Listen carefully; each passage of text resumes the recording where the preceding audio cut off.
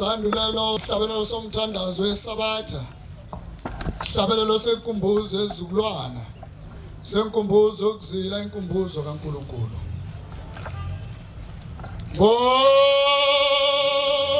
no Jehova Amanazaretha.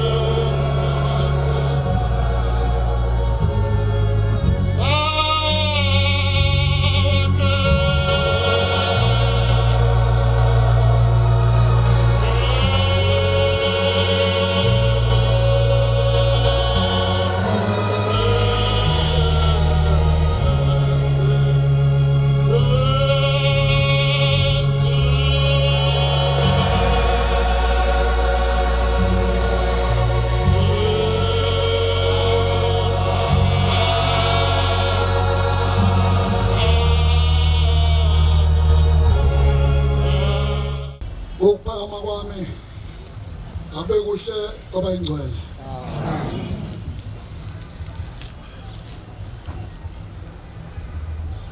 Oqala mangibonge. Ngibonga inhlanhla nomusa. Ukuthi uNkulunkulu omuhle wakithi ebuhleni bamaNazaretha onyazi lwezulu. Usithwalile singabafana nje bakhe abancane saze safika kulelizwe intathakusa namhlanje. Ayibonge inkosi.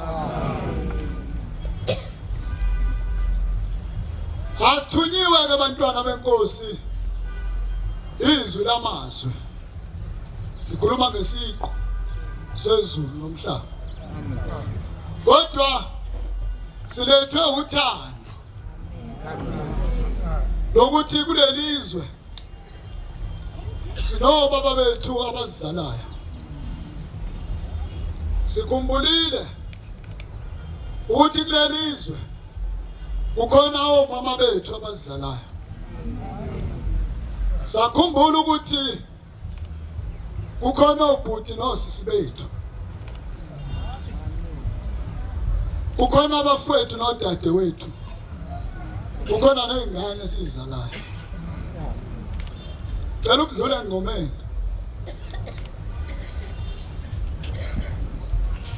Le ngoma engizodlula kuyo iqondene nami. Iqondene nobaba wami ongizalayo nomama wami ongizalayo. Iqondene nabafowethu nodade wethu bami begazi. Kodwa udaba engilikhulumayo lwaziwa yimi. Ungalilalela umukhona. Laphuma lashona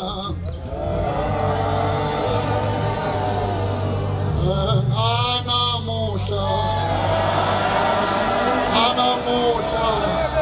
enkosi.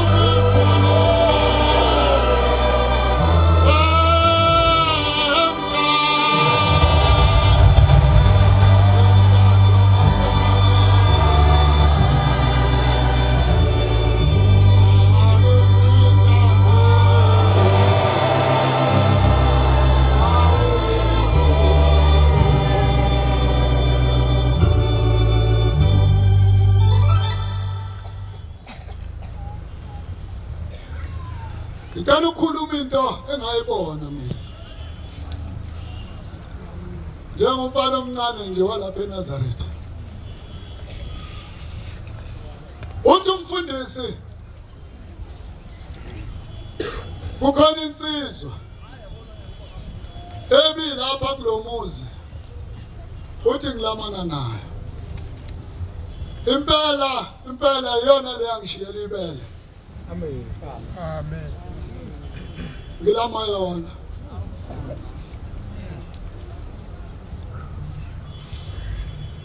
Manje mase ngila kuphela konke. Ngikhuluma ngensizwa angikoni ukushumayela ngayo. Kodwa ngifuna ukuthi nje kancane. Ngikhuluma ngensizwa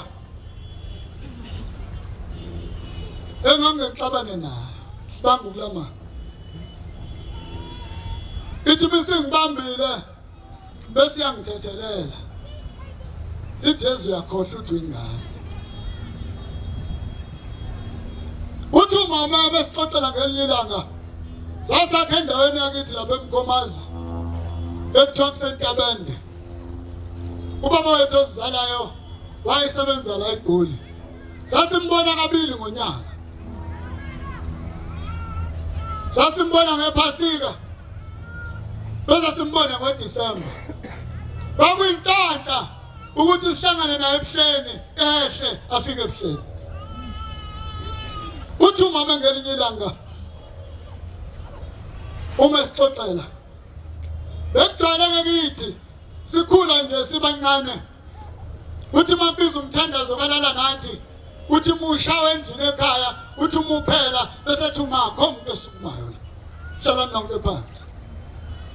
Ikakhulu kwakuba nzima mangumthandazo weSabatha wangoLwesihlanu ngoba sasihlala kushaya 9 no 10 ebusuku. Asixoxele ngosizi. Athi nibanganga nje ngifuna ukunixoxela ukuthi niphumaphi. Lensizwa ke engilamayo mshumayelo la ekhaya. Kuthiwa ngalimbe umama maxoxa. Wathi ehlezi ebusuku. Akhenji ngathayela nje. Ngakho kodwa uthi kwathi ebusuku wezwe into ithi nze phezu kwathayela phezulu ithi nze. Uthi wathi methu uyabuka phezulu ekhanyisa ikhandlela endlini. Wabona ukuthi ngathi umuntu enyathela ngoba ebona kufoco. Uthi wasiyakhala wathi weShembe kodwa esho ngaphakathi esifubeni kuyena. Uthi umama lensizwa ngilamayo wayeyiphethe ngale umnyaka. Elincelisa. Uthi yakhala kanye ethi uthi yathi mikhala kanjalo. Uthi wabese iphenya. Into emgoqe ngayo wathola ukuthi ukhakhayi ushone phakathi. Uthi wayesethi ngizomemeza baba. Ngizokwenza njani? Kwakukhona indoda eyakhelele nathi ilanga phesheya eyayisho mihla namalanga ithi ngeke ngimbone lo nkulunkulu wenu. Wakwayithetha ubaba ngelinye ilanga. Wathi medumisa imoto umhlangano usebuhleni inyanga yezulu ikhona. Yayisifika le ndoda igqoke kahle. Yayibiza ubaba ngendodana. Yathi indodana namhlanje ngifuna ukuhamba nawe, ngifuna ukuyombona lo muntu.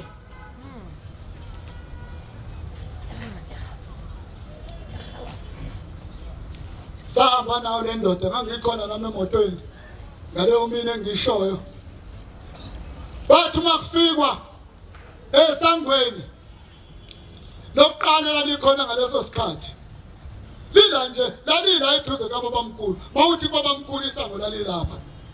Idawu zisezansi. Ukhona umthiyane iphoyisa ababebheka imoto wathi umthiyane ngabe ikhunyuliwe nicathulo. Yayisisho le ndoda ihleli la eceleni kababa ngaphambili yathi ngenze ngikhumule icathulo ngikhumulela umuntu. Wasekuba muncu. Ikhuluma ngaleyo ndoda. umama ongizalayo ngoba kwakusebusuku wahlala waze kwasa umfowethu esephefumula ngokhakhaya uthi bonqo uthi bonqo uthi bonqo uthi bonqo uthi kwathi ekseni wayesethumela umfowethu ekutubheki wathi angawela utshela le ndoda uthi sekunenkinga la ekhaya lengane akayazi noma iyaphila noma isishonile ngoba iyabanda kodwa ukhakhaya lona lisaloku elinyakaza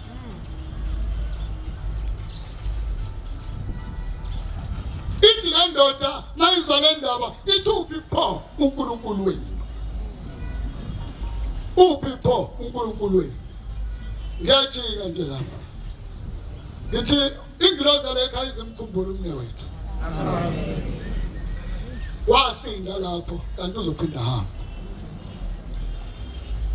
kodwa ngiyabonga uNazaretha ngiyambonga uNkulunkulu esimlandelayo amen ngizongena lapho bengijika nje ngoba insizwe endala nginami angifuni bisibuye ithi wangabisasho lutho Manazaretha ngigijima kukhona ubaba ngaphambili hayi ngikuqela ngiyedelela ngikuqela ngiyisa ngikuqela ngiyayiqhayisa ngikuqela ngikhukhumele noma ungangibohlisa ngeke kuzekwehla amen ngoba iminyaka yeminingi bengihlezi ebumnyameni ewangithanda awena Nkosi wafika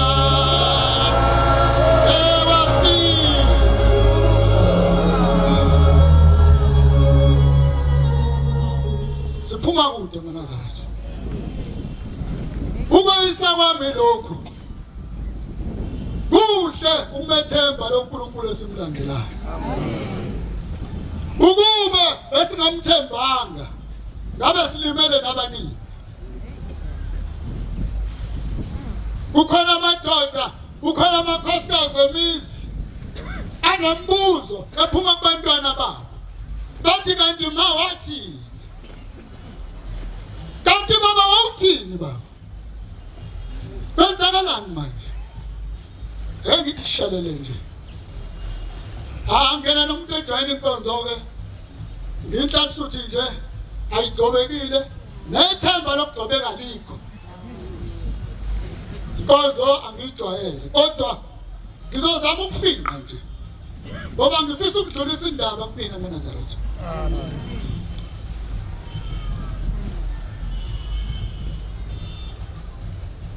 ithi Nkosi ngo-2012 manje kwenzekani siyahamba uke entabeni baba akukho engikwaziyo ngasibamba ukuthi wena abantu bakuthatha kancane kodwa uhambe emhlanganweni lapha edamini uhlangane nabo abagcotshwa nabe niyolungisa udaba lokuhamba kuyiwe entabeni bangala siphume sihambe siye phezu kwentaba enhlangakazi ngangimfishanyana ke nje utenelekile isihluthwana lesesibovu afike ngahlala phakathi kwabo yasiyakhuluma indaba ngizoyifinqa luthulimi lomhlangano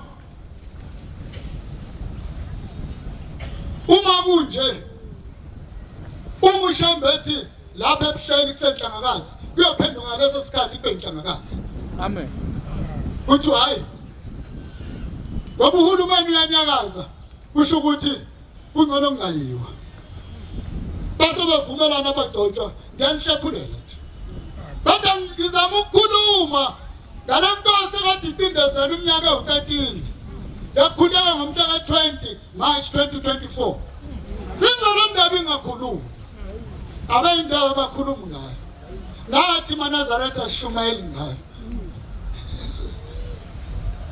siyayinyeza ngayo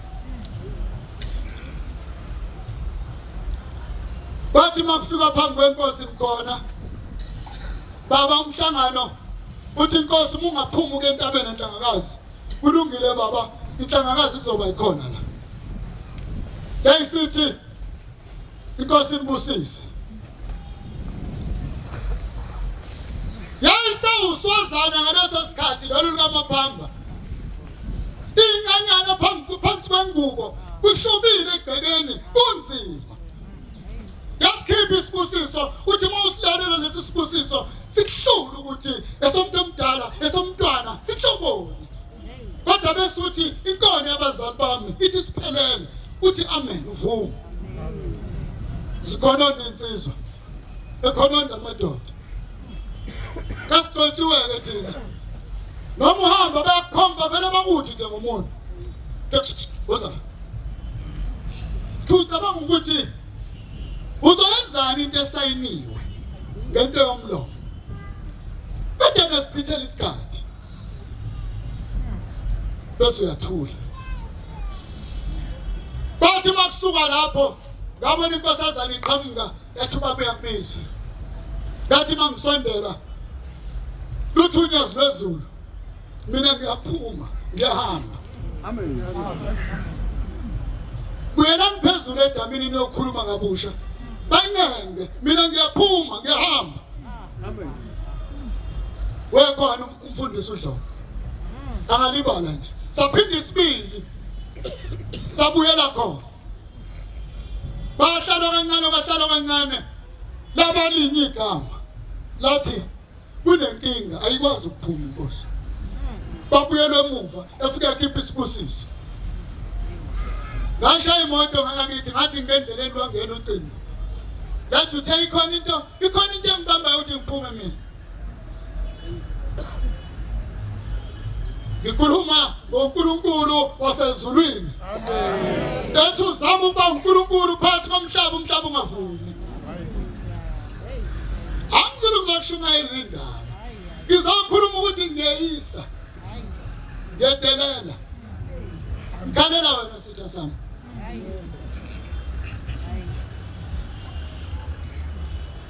sahlangana ndawana thizeni sathi sihlukana naso isilwane sesihwaqabele sathi sizwa bathi umhlangano uyaphuma ngo4 amen yakhipha igama ingeke egcekeni yathi ngene egcekeni umhlaba wonke wawusunyukunyekile usunyakaza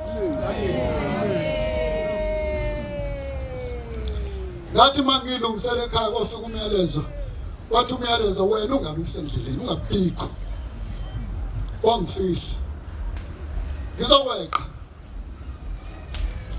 bathi kendleleni sekuvimba amaphoyisa basho ukuthi sengifikile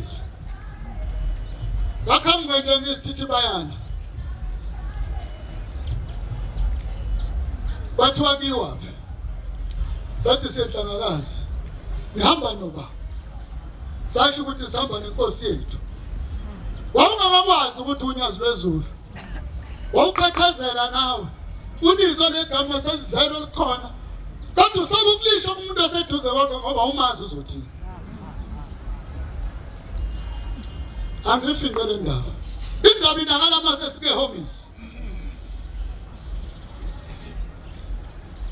uma sesike homies indaba yafika nakala lapho indoda omfundisi esabizwa nayo angisakwazi ukuyibiza ngoba kenyakaze esontweni kodwa sasinawo le ndoda emfundisi nebandla enalomuntu waseZulwini omfundisi ofakwe kuyo sahlala kanje yayisihlala ehlalweni kwakulo mfundisi ngapha kuyimina ngapha yayisibuka phesheya yathi angisayi mina lapha yathi angiyimina lapha ngase ngiyacabanga mina kade ngiyiqhayisa ngithi izokwazi ukufika khona uDa ngase ngaphela yathini uyakhala yini ibaba yathi angisayi lapha sengcolile ngiyobuya lapha ngiyolanda izinto zobaba yasho njalo amen ngangakazi ukuthi kwenikenan ngangazi kunjani yayikhumbula imgidi yashawe homies kwaba nje bashayela bathi angisayi lapha phesheya angifike ngoba ngijahe nje ukuthi ngihlale phansi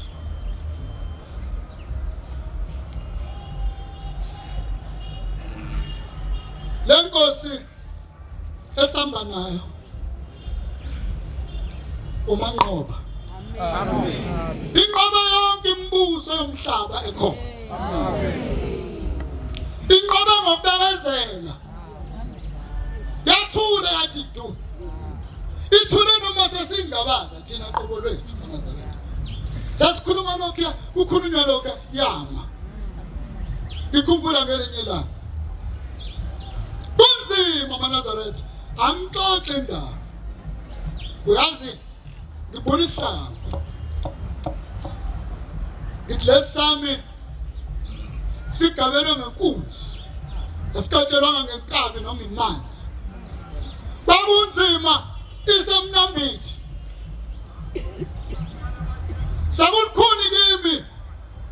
Bakuthiwe thina alingangeni Yesabatha. Sisengamanazaretha. Yayisithi fika la. Khona umhlangano ozoba la, ngifuna uzokhuluma kuwona.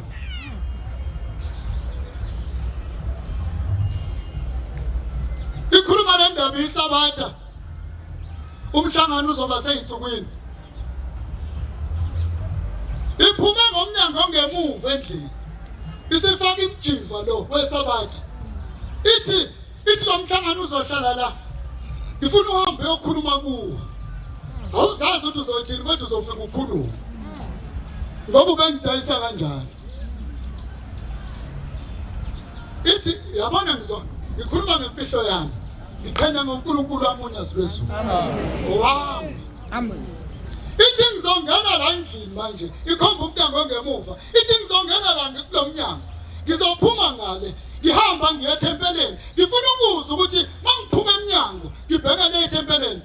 Ayizokusho yini engcwele. Ngathi mina hayi. Uma eshaya isifuba kanje ngizokhuluma kulomhlangano ngithuma kuwo. Amen. Ngahlala ngamlinda wathi kukude endlini. Ngathi ngizwe yayiqhuma ingcwele ngale. Ngase ngithi kunakele. Amen. Ngathi ngiguqa ngapha ngangiyibuka isinciphile phansi kwale ngubo yaze yayongena.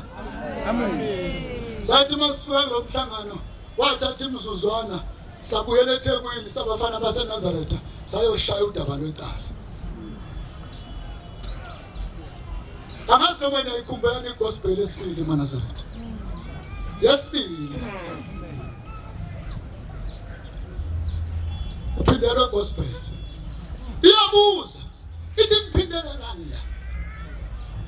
Baba, siyacela Nkosi. Phelelisa izinto zakho. Umhlaba Nkosi awungasho kusasa ukuthi izinto zakho ngaziphelele. Hayi besike enkantolo. Ijaji lahluba uDube ekhasini. Lithi ijaji enginaye.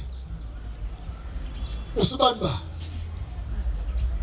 Njengoba nje ngo-2018 Amanazaretha athi uyena mholi wawo. Kungaguquliwe lokho. Akekho omunye. Amen.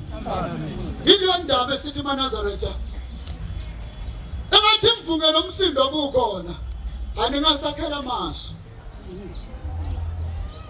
Angaqithi indaba enkulu ngeindaba. Hayi ngeke.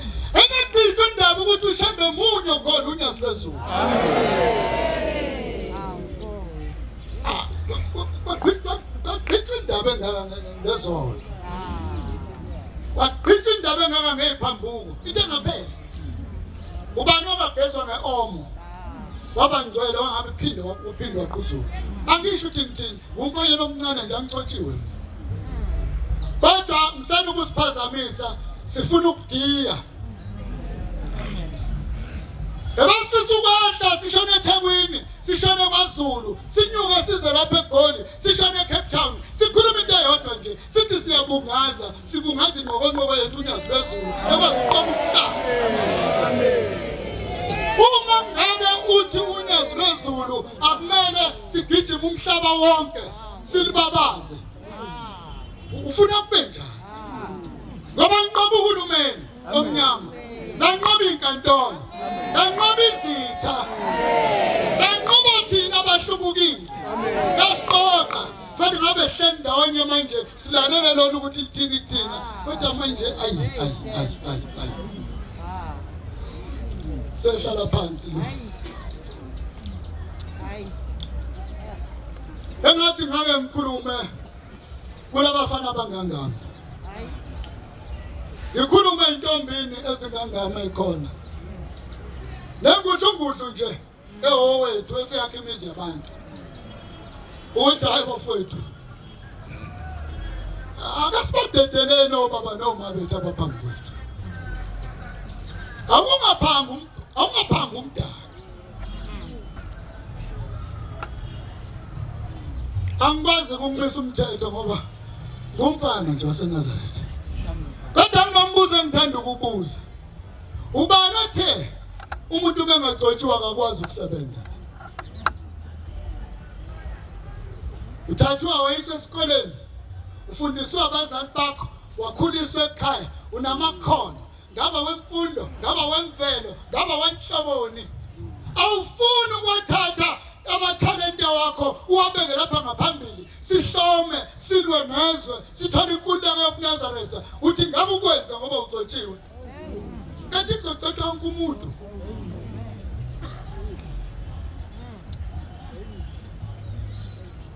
Umbuzo nje ngibuza.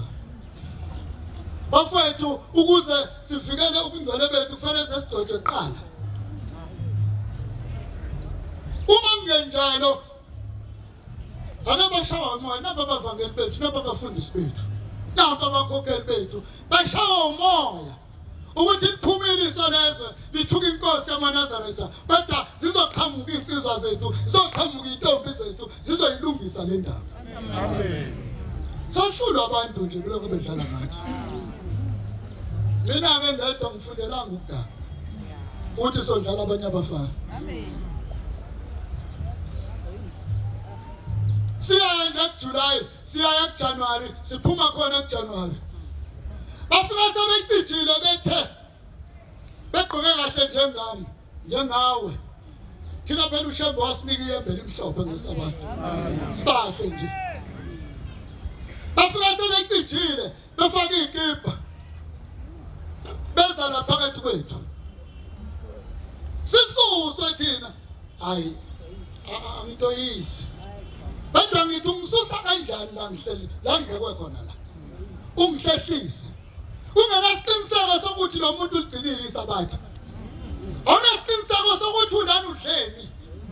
Awunasiqiniseko ukuthi usithibile yini mangabe umnomzana noma ngabe umama noma ngabe yini. Uyanazi iSabatha lini.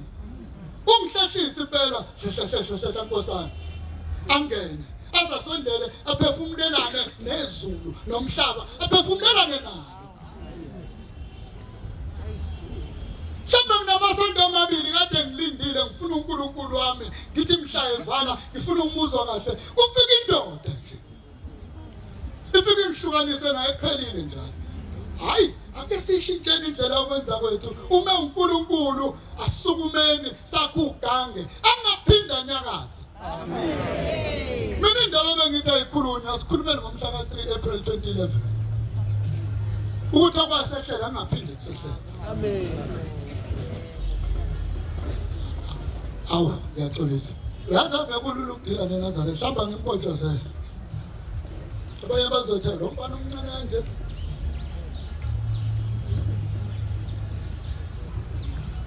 Hayi ziyakhathala insizwa. Noma ungabona ngathi kuzodomba nje kalula. Sibamba ngento encane nje. Nakhona la singabambana mafana kubanjwa. Asikho isidingo uma ukhuliseke kahle, waqeqeshwa kahle ngalendlela. Ukuthi ujamselane nomuntu asikho. Angajamselana bafowethu. Ngeke mina ngizengimjamsele umuntu. Wangithinta nje. Ngitshela ingane zami ukuthi nginganginiki kudla. Hayi, ngitshela ngeinduku zami phela. Ithathe na umuyithathe. Nipheke kamnandi impela, kodwa ninganginiki ukudla. Ulungisa nje ngisho into ayiqhokayo. Uqeda ukugeza nje into ozoyibeka emzimbeni, uyazazi ukuthi usempini. Ushaya isithipha lesi esicabanga ukuthi uNkulunkulu wethu into yokudala. Amen.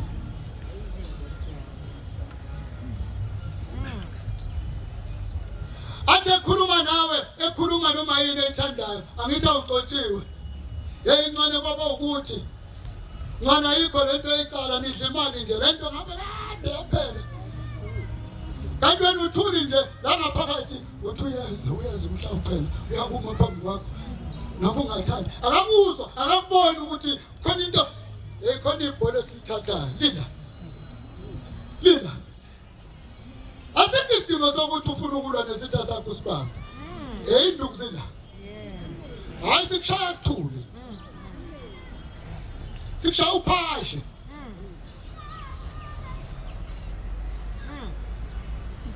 asinekwanga futhi inkolo kaVaselini angisho ukuthi akusebenzi ungabayisebenzisa induku ezibona abantu unguyisebenzisile uVaselina namanzi ngisebenzisa ingane zami engikhulisayo ngibambe ngipotonge ngigeze ngawo ngigcobe ngawo yenze konke kodwa umuthinta mina ungacabanga ukuthi ngizwa kuVaselina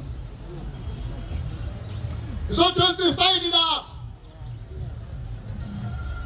ukuthi akuyiphatheni kwakho uma ngabe ukubeka nokwami kuyabhalansa yini isikale sokhuluma kodwa sokuqhubeka sizothi masikindika isikali impendulo izobe isifikile ukuthi miyeke lo mntanami khohlwa uye Amanazaretha engcwele sengihlala phansi simela nendaba eyodwa anisilekeleleni sivikele inkolo yethu sivikele uNazaretha amen Amanazaretha singakhohlwa kalula kangaka mhlawumbe ngoba benithandaza kuphela nisiphusha ngemuva thina siyazi ukuthi besilwa nobani nasijikela manje nabagona manje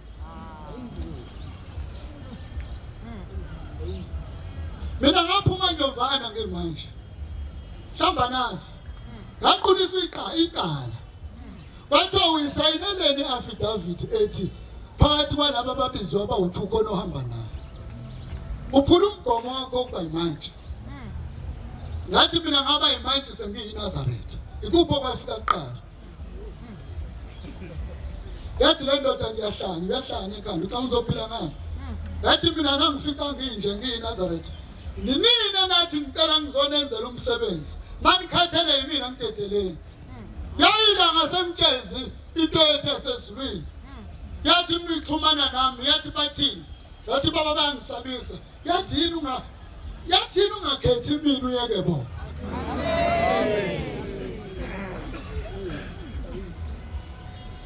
amvumanga yathi uyanqaba yathi baba ngicabanga imedical aid ngizela ingane mayigula ngizoyisa kanjani kodokotela yathi uyangabaza yini mhlawumbe ucabanga ukuthi sigijima le ndaba nje imnandi yathi uyangabaza yini uthe sekuthiwa ngidlu 30 million yathi wena wakhetha thina wayeka uhulumeni ngeke size sikulahle hayi uManazaretha ikhuluma ngesigayigayi saseZulwini amen asabi lutho angisho ukuthi ngintsi awangibona ukuthi angikho kodwa sathenjiswa inyanga yezulu thina yathi bokubulala ngikuvuse ngakusasa yathi bona mhlabefa bayokufa beza ubuhlungu bentuthane beza ubuhlungu bempethu ithi kodwa wena uyofana namhlanje ngivuse kusasa kuba wena olawula izinto ngisho usiyobekwa ethuneni ngiyobe ngikhona uyobukhona uwena olawula izinto ngeke ubuze ubuhlungu bethu amen sathenjiswa lento manje yini inkinga yethu noma lingathuthuka ibandla ushunyelwe ngespeed ugijinywe ngespeed hayi thina sikhetha lenkolo yabazali bethu abasibeke kuyona baba umfundisi ngoba ngazi yobe ngifike lapha eGoli kodwa lo mfundisi la ekhaya angimncoma babudlo ngingoma indoda yaseZulwini ehlala kuye kuthi umfundisi yaka ngitakula entabazwe yaka ngitakula emthunzini ngijinyazo yabuza imibuzo emibili koma bathi nkwe ithi lamacala enwabe kuNcwane thina njengabefundisi ngayisola kodwa ngabona ngathi ngidayisa phambi kwabantu yazi insoneni bekuNcwane naye ikhiphe emaphephweni nangu asichemene Ncwane asichemile nani thathani ifani kaNcwane nibeke la njengoba injalo simbuze imibuzo makufanele ukuthi akaphume manje aphume uma kufela hlala khuluma sibanibani awungayizwa le ndoda isishintsha ethi dinangwe hayi dinangwe besithi uzothuka lento besisha yikho zabonga ingwevu sebandla zathi base ngiyabona ukuthi namhlanje ubugqili kuphelile Amanazaretha engcwele uNkulunkulu owazi ukuthi kuzokwenzeka ngithina ngathi kodwa mvangeli mfundisi indaba yinye ake nisibhulela umlilo sibungaze ukuthi unyazi lwezulu lunqobile ilona lodwa olumile amen abangasididisa abantu ikhumbula kulala nathi wathi uyahlabelela umkami umthandazo kulala engiphuca wena ungihlula ngikhala wathi uthatha wakhala yavuka ingane yami yathi uthatha yakhala sakhala